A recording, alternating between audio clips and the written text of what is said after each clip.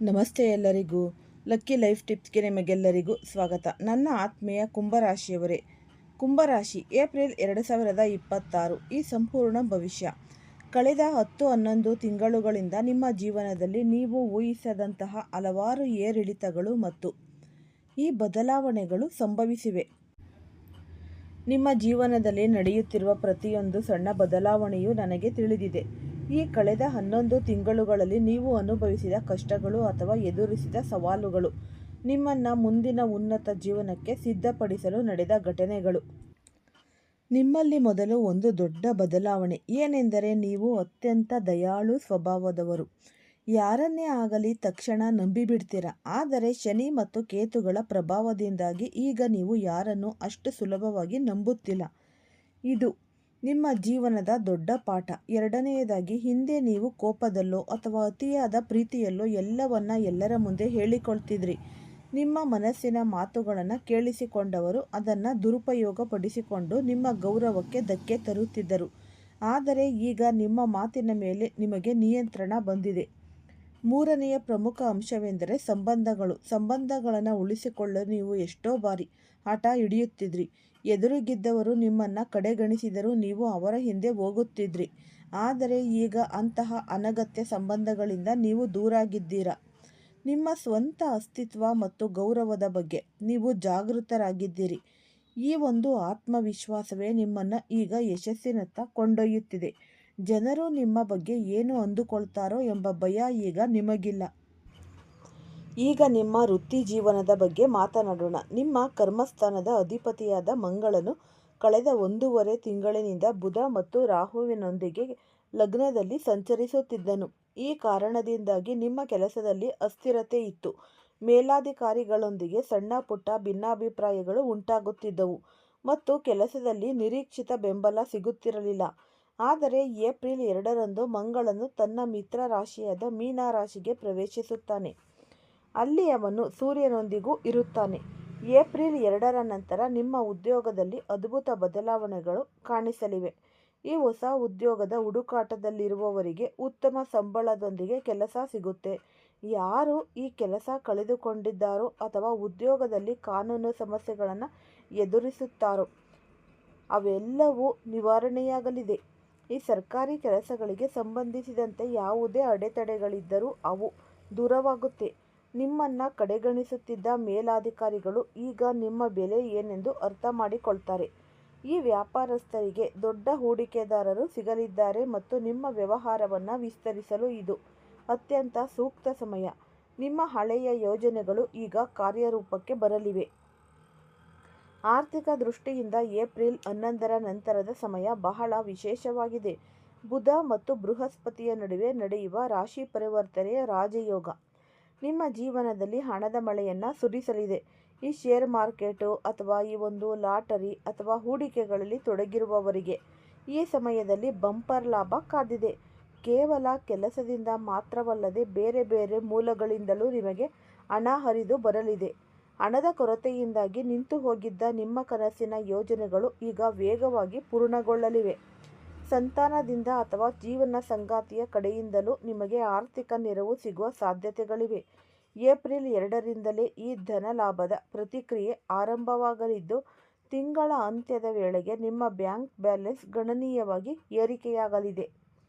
ವಿದೇಶಕ್ಕೆ ಹೋಗಲು ಬಯಸುವ ಕುಂಭ ರಾಶಿಯವರಿಗೆ ಏಪ್ರಿಲ್ 14ರವರೆಗೆ ಕಾಯುವಿಕೆ ಅನಿವಾರ್ಯ. ಅಲ್ಲಿಯವರೆಗೆ ಸೂರ್ಯ ಮತ್ತು ಈ ಶನಿಯ ಯುತಿ ಇರುವುದರಿಂದ ವಿದೇಶಿ ವ್ಯವಹಾರಗಳಲ್ಲಿ ಕೆಲವು ಅಡೆತಡೆಗಳು ಎದುರಾಗಬಹುದು.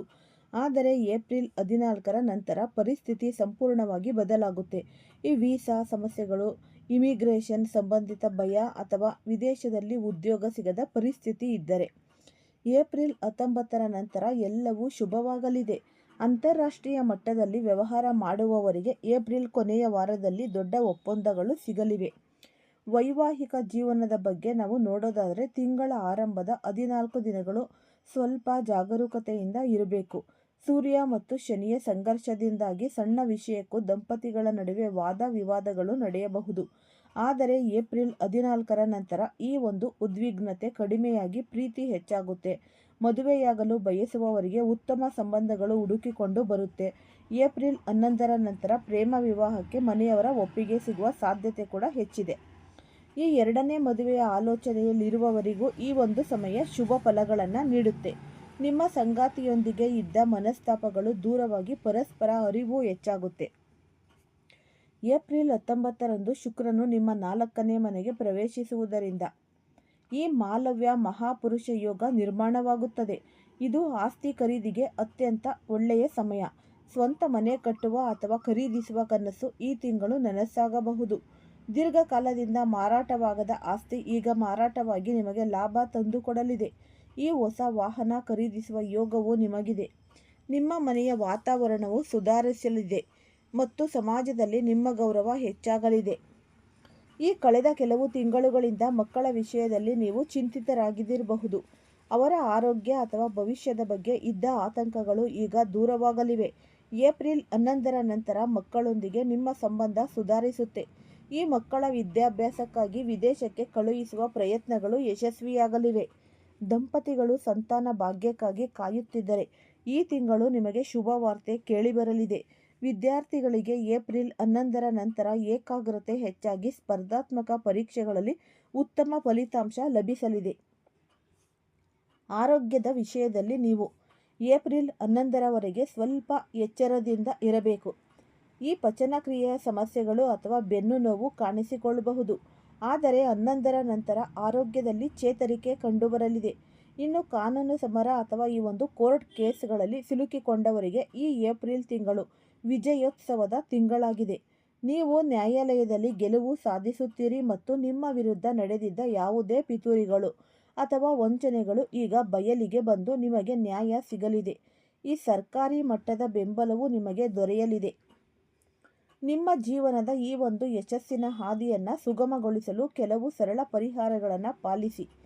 ಏಪ್ರಿಲ್ 14ರವರೆಗೆ ಪ್ರತಿದಿನ ಬೆಳಗ್ಗೆ ಸೂರ್ಯನಿಗೆ ಅರ್ಘ್ಯವನ್ನು ಅರ್ಪಿಸಿ ಮತ್ತು ಓಂ ಗೃಣಿಸೂರ್ಯಾಯ ನಮಃ ಮಂತ್ರವನ್ನು ಜಪಿಸಿ. ಹಣೆಗೆ ಕೆಂಪು ಚಂದನದ ತಿಲಕವನ್ನು ಧರಿಸುವುದು ನಿಮಗೆ ಶುಭ ತರಲಿದೆ. ಏಪ್ರಿಲ್ 14ರ ನಂತರ ಪ್ರತಿ ಶನಿವಾರ ಮತ್ತು ಮಂಗಳವಾರ ಹನುಮಾನ್ ಚಾಲೀಸವನ್ನು ಪಠಿಸಿ ಹಾಗೂ ಆಂಜನೇಯನಿಗೆ ಬೂಂದಿ ಪ್ರಸಾದವನ್ನು ಅರ್ಪಿಸಿ. ಈ ಪರಿಹಾರಗಳು ನಿಮ್ಮ ಜೀವನದ ಅಡೆತಡೆಗಳನ್ನು ನಿವಾರಿಸಿ ನಿಮಗೆ ರಾಜಯೋಗದ ಪೂರ್ಣ ಫಲವನ್ನು ನೀಡುತ್ತೆ. ಒಟ್ಟಾರೆಯಾಗಿ ಹೇಳುವುದಾದರೆ ಕುಂಭರಾಶಿಯವರೇ, ಈ ಏಪ್ರಿಲ್ ತಿಂಗಳು ನೀವು ರಾಜನಂತೆ ಬದುಕುವ ಕಾಲ. ಆತ್ಮವಿಶ್ವಾಸದಿಂದ ಹೆಜ್ಜೆಯನ್ನು ಇಡಿ. ಯಶಸ್ಸು ಶಾಶ್ವತವಾಗಿ ನಿಮ್ಮದಾಗುತ್ತೆ. ನಿಮ್ಮನ್ನು ಇದುವರೆಗೆ ಯಾರು ದುರ್ಬಲರು ಎಂದು ಭಾವಿಸಿದ್ರೋ, ಯಾರು ನಿಮ್ಮ ಬೆನ್ನ ಹಿಂದೆ ಸಂಚು ರೂಪಿಸಿದ್ರೋ ಅವರೆಲ್ಲರೂ ನಿಮ್ಮ ಶಕ್ತಿಯನ್ನು ನೋಡಿ ಬೆಚ್ಚಿ ಬೀಳುವ ಸಮಯ ಹತ್ತಿರ ಬಂದಿದೆ. ಇಂದಿನ ರಾತ್ರಿ ನಿಮ್ಮ ಪಾಲಿಗೆ ಅತ್ಯಂತ ಶಕ್ತಿಶಾಲಿ ಮತ್ತು ಜಾಗೃತ ರಾತ್ರಿಯಾಗಲಿದೆ. ಇದನ್ನು ನೀವು ಲಘುವಾಗಿ ಪರಿಗಣಿಸಿದರೆ ನಿಮ್ಮ ಅದೃಷ್ಟವೇ ನಿಮ್ಮನ್ನು ನೋಡಿ ಅಳುವಂತಾಗಬಹುದು. ಈ ಒಂದು ಗ್ರಹಗತಿಗಳ ಸಂಚಾರ ಈಗ ಎಷ್ಟು ವಿಚಿತ್ರವಾಗಿದೆ ಎಂದರೆ ನಿಮ್ಮ ಸುತ್ತಲೂ ಒಂದು ಅದೃಶ್ಯ ಶಕ್ತಿ ಅಥವಾ ಎನರ್ಜಿ ಸುತ್ತುತ್ತಿದೆ. ಇದು ನಿಮ್ಮನ್ನು ಮೇಲೆತ್ತಲು ಬಂದಿದೆ. ಜೊತೆಗೆ ನಿಮಗೆ ಕೆಲವು ಕಠಿಣ ಪಾಠಗಳನ್ನು ಕಲಿಸಲು ಬಂದಿದೆ. ನಿಮ್ಮ ಜೀವನದಲ್ಲಿ ಕಳೆದ ಕೆಲವು ಕಾಲದಿಂದ ಮಾನಸಿಕ ಭಾರ, ಕೆಲಸದಲ್ಲಿ ಅಡೆತಡೆಗಳು ಮತ್ತು ಮನೆಯಲ್ಲಿ ಸಣ್ಣ ಪುಟ್ಟ ವಿಚಾರಕ್ಕೆ ಉದ್ವಿಗ್ನತೆ ಕಾಣಿಸಿಕೊಳ್ತಿರಬಹುದು. ಇದಕ್ಕೆ ಕಾರಣ ನಿಮ್ಮ ಆಪ್ತ ವಲಯದಲ್ಲಿ ಇರುವ ಕೆಲವು ಗುಪ್ತ ಶತ್ರುಗಳು ನಿಮ್ಮ ಯಶಸ್ಸನ್ನು ಕಂಡು ಸಹಿಸದ ನಿಮ್ಮ ಹೆಸರನ್ನು ಬಳಸಿಕೊಂಡು ಲಾಭ ಮಾಡಿಕೊಳ್ಳುತ್ತಿರುವ ಮತ್ತು ನಿಮ್ಮ ಬೆನ್ನ ಹಿಂದೆ ಕೆಟ್ಟದಾಗಿ ಮಾತನಾಡುವ ವ್ಯಕ್ತಿಗಳ ಅಸಲಿ ಮುಖವಾಡ ಈಗ ಕಳಚಲಿದೆ. ಮುಂದಿನ ಕೆಲವೇ ಗಂಟೆಗಳಲ್ಲಿ ನಿಮಗೆ ಅಂತಹ ಒಂದು ಸತ್ಯದ ದರ್ಶನವಾಗಲಿದೆ. ಅದನ್ನು ಕೇಳಿದರೆ ನಿಮ್ಮ ಕಿವಿಯಿಂದ ರಕ್ತ ಬಂದಂತಾಗಬಹುದು. ಆದರೆ ಅಷ್ಟು ನಂಬಿಕಸ್ಥ ವ್ಯಕ್ತಿ ನಿಮ್ಮನ್ನು ವಂಚಿಸಿರುವುದು ಬೆಳಕಿಗೆ ಬರಲಿದೆ. ಆದರೆ ನೆನಪಿಡಿ, ಈ ವಿಡಿಯೋವನ್ನು ನೀವು ನೋಡುತ್ತಿದ್ದೀರಿ. ಆದರೆ ಈ ದುರಂತದಿಂದ ಪಾರಾಗಲು ಭಗವಂತನೇ ನಿಮಗೆ ಮೊದಲೇ ಎಚ್ಚರಿಕೆ ನೀಡುತ್ತಿದ್ದಾನೆ ಎಂದರ್ಥ. ಮುಂಬರುವ 24ರಿಂದ ಈ 48 ಗಂಟೆಗಳ ಅವಧಿಯಲ್ಲಿ ಬ್ರಹ್ಮಾಂಡವು ನಿಮಗೆ ಕೆಲವು ಸ್ಪಷ್ಟ ಸಂಕೇತಗಳನ್ನು ನೀಡಲಿದೆ. ನಿಮ್ಮ ಕೆಲಸಗಳು ಆಗುತ್ತಿವೆ ಎನ್ನುವಾಗಲೇ ಕೈತಪ್ಪಿ ಹೋಗಬಾರದೆಂದರೆ ಇಂದು ನೀವು ಒಂದು ತಪ್ಪನ್ನು ಮಾಡಲೇಬಾರದು. ಅದು ಏನೆಂದರೆ ಹಿಂದಿನ ದಿನ ಅಪ್ಪಿತಪ್ಪಿಯೂ ನಿಮ್ಮ ಕೈಯಿಂದ ಯಾವುದೇ ವಸ್ತುವನ್ನು ಅಥವಾ ಹಣವನ್ನು ಯಾರಿಗೂ ದಾನವಾಗಿ ಅಥವಾ ಸಾಲವಾಗಿ ನೀಡಬೇಡಿ. ವಿಶೇಷವಾಗಿ ಅಪರಿಚಿತರಿಗೆ ಏನನ್ನೂ ಕೊಡಬೇಡಿ. ನಿಮ್ಮ ಮನಸ್ಸು ಇಂದು ಒಮ್ಮೆಲೆ ಪ್ರಸನ್ನವಾಗಬಹುದು ಅಥವಾ ಹಗುರ ಎನಿಸಬಹುದು. ಅಂತಹ ಸಮಯದಲ್ಲಿ ಯಾವುದೇ ಪಾರ್ಟಿಗಳಿಗೆ ಹೋಗಬೇಡಿ, ಸ್ನೇಹಿತರೊಂದಿಗೆ ಸುತ್ತಾಡಬೇಡಿ ಮತ್ತು ರಾತ್ರಿ ಹೊತ್ತು ಒಂಟಿಯಾಗಿ ಹೊರಗೆ ಹೋಗಬೇಡಿ. ಅತಿಯಾದ ಆತ್ಮವಿಶ್ವಾಸ ಅಥವಾ ಅಹಂಕಾರ ನಿಮ್ಮ ಪತನಕ್ಕೆ ಕಾರಣವಾಗಬಹುದು. ನೆನಪಿಡಿ, ರಸ್ತೆಯಲ್ಲಿ ವೇಗವಾಗಿ ಹೋಗುವಾಗ ಕಣ್ಣಿಗೆ ಒಂದು ಸಣ್ಣ ನೊಣ ಬಿದ್ದರೆ ಸಾಕು, ಅಷ್ಟೊಂದು ದೊಡ್ಡ ಮನುಷ್ಯನ ಸಮತೋಲನ ತಪ್ಪುತ್ತೆ. ಹಾಗೆಯೇ ನಿಮ್ಮ ಜೀವನದಲ್ಲೂ ಒಂದು ಸಣ್ಣ ತಪ್ಪು ದೊಡ್ಡ ಬಂಡಾಯವನ್ನೇ ಎಬ್ಬಿಸಬಹುದು. ಕುಂಭರಾಶಿಯ ಅಧಿಪತಿ ಶನಿದೇವರು ನಿಮ್ಮ ಪ್ರತಿ ನಡೆಯನ್ನು ಗಮನಿಸುತ್ತಿದ್ದಾರೆ. ನೀವು ಯಾರಾದರೂ ಒಳ್ಳೆಯ ವ್ಯಕ್ತಿಗೆ ತೊಂದರೆ ಕೊಟ್ಟರೆ ಅಥವಾ ನಿಮ್ಮ ಅಧಿಕಾರದ ಅಹಂಕಾರ ತೋರಿಸಿದರೆ ಶನಿದೇವರ ದೃಷ್ಟಿ ನಿಮ್ಮನ್ನು ಸುಮ್ಮನೆ ಬಿಡುವುದಿಲ್ಲ. ತಪ್ಪು ಮಾಡುವವರಿಗೆ ನ್ಯಾಯದ ದೇವತೆ ಕಠಿಣ ಶಿಕ್ಷೆ ನೀಡಲಿದ್ದಾನೆ. ಆದರೆ ಯಾರು ಪ್ರಾಮಾಣಿಕವಾಗಿ ಕಷ್ಟಪಡುತ್ತಿದ್ದಾರೋ, ಯಾರು ಇತರರ ಒಳಿತನ್ನು ಬಯಸುತ್ತಾರೋ ಅವರಿಗೆ ಈ ಸಮಯ ಅದ್ಭುತವಾದ ಲಾಭವನ್ನು ತಂದುಕೊಡಲಿದೆ. ನಿಮ್ಮ ಹಳೆಯ ವಿವಾದಗಳು ಅಥವಾ ನ್ಯಾಯಾಲಯದ ಪ್ರಕರಣಗಳಲ್ಲಿ ನೀವೇ ಜಯಗಳಿಸುವ ಸಾಧ್ಯತೆ ಕೂಡ ಇದೆ. ಒಂದು ವೇಳೆ ನೀವು ಈ ಮದ್ಯಪಾನ ಮಾಡುವವರ ಸಹವಾಸದಲ್ಲಿದ್ದರೆ ಅಥವಾ ಕೆಟ್ಟ ಹವ್ಯಾಸ ಹೊಂದಿರುವವರ ಜೊತೆಯಾಗಿದ್ದರೆ ಕೂಡಲೇ ಅವರಿಂದ ದೂರವಾಗಿ, ಇಲ್ಲದಿದ್ದರೆ ದೊಡ್ಡ ಸಂಕಷ್ಟಕ್ಕೆ ಸಿಲುಕುವಿರಿ. ನಿಮಗಾಗಿ ಅದೃಷ್ಟದ ಬಾಗಿಲುಗಳು ತೆರೆಯುತ್ತಿವೆ. ಹಳೆಯ ಬಾಕಿ ಉಳಿದಿರುವ ಹಣ ನಿಮ್ಮ ಕೈ ಸೇರಲಿದೆ. ವ್ಯಾಪಾರದಲ್ಲಿ ಹೊಸ ಹೂಡಿಕೆಗಳಿಗೆ ಅವಕಾಶಗಳು ಸಿಗಲಿವೆ. ಕೆಲಸವಿಲ್ಲದೆ ಅಲಿಯುತ್ತಿದ್ದವರಿಗೆ ಅಥವಾ ಉದ್ಯೋಗ ಬದಲಿಸಬೇಕು ಎನ್ನುವವರಿಗೆ ಈ 29ನೇ ತಾರೀಕು ಹೊಸ ಹಾದಿಯನ್ನು ತೋರಿಸಲಿದೆ. ಆದರೆ ನೆನಪಿಡಿ, ಹಣ ಬಂದ ತಕ್ಷಣ ಅದನ್ನು ಅನಗತ್ಯವಾಗಿ ಖರ್ಚು ಮಾಡಬೇಡಿ. ಆನ್ಲೈನ್ ವಂಚನೆಗಳ ಬಗ್ಗೆ ಎಚ್ಚರವಿರಲಿ. ಅಪರಿಚಿತ ಲಿಂಕ್ಗಳನ್ನು ಕ್ಲಿಕ್ ಮಾಡಬೇಡಿ. ನಿಮ್ಮ ಶ್ರಮದ ಫಲ ಬೇರೆಯವರ ಈ ಪಾಲಾಗಬಾರದೆಂದರೆ ನೀವು ಸೋಮಾರಿತನವನ್ನು ಬಿಡಬೇಕು. ದೇವರು ನಿಮಗೆ ಅವಕಾಶ ನೀಡ್ತಾನೆ, ಆದರೆ ಅದನ್ನು ಬಳಸಿಕೊಳ್ಳುವುದು ನಿಮ್ಮ ಕೈಯಲ್ಲೇ ಇದೆ. ಈ ಸಮಯದಲ್ಲಿ ಪ್ರಕೃತಿ ಮತ್ತು ಬ್ರಹ್ಮಾಂಡ ನಿಮಗೆ ಕೆಲವು ವಿಶೇಷ ಸಂಕೇತಗಳನ್ನು ನೀಡುತ್ತೆ.